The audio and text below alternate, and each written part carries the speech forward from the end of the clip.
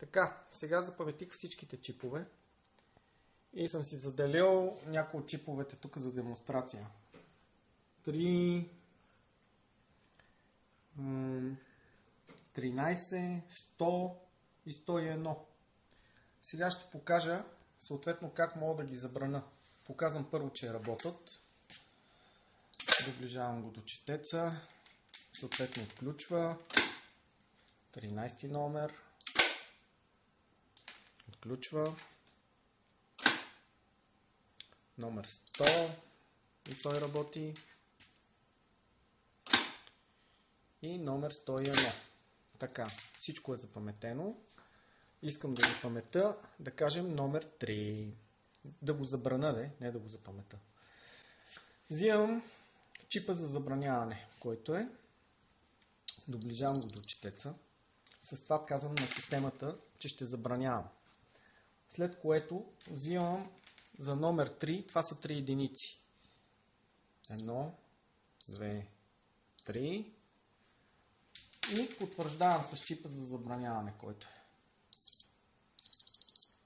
Това е. Сега вече номер 3 не работи. Демонстрирам. Не функционира. Искам да го разреша. По същия начин се прави, както и забраняването. Само че с чип за разрешаване. Доближавам чипа за разрешаване. След което взимам 3 единици. 1, 2, 3. И потвърждавам с чипа за разрешаване. Демонстрирам. Номер 3 трябва да работи. Отваря. Искаме да забраним номер 13. Прави се по същия начин. Взимаме чипа за забраняване. Доближаваме го. Взимам десетиците. Имаме една десетица на номер 13. И 3 единици. 1, 2, 3. Потвърждаваме с чипа за забраняване. Демонстрирам. Номер 13 не функционира. Искам да го разреша по същия начин. Взимаме разрешаване. Доближаваме го. След което една десетица. 3 единици. 1, 2, 3. Потвърждавам.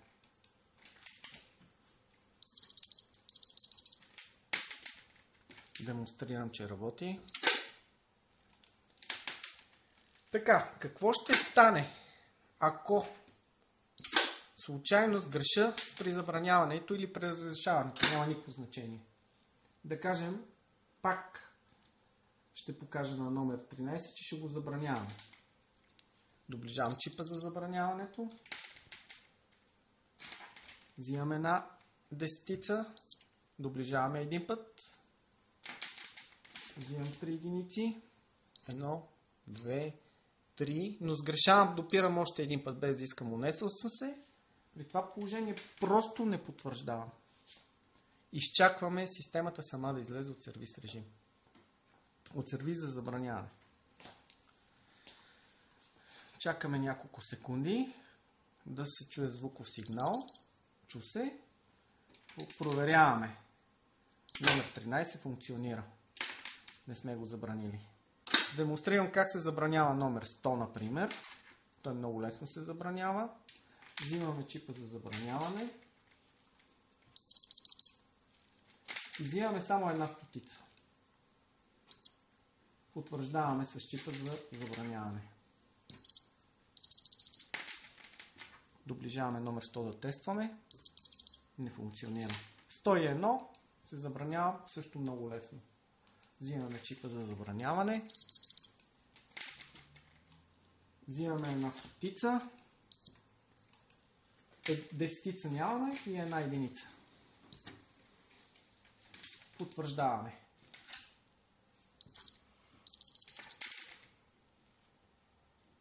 Тестваме. Номер 101 не функционира.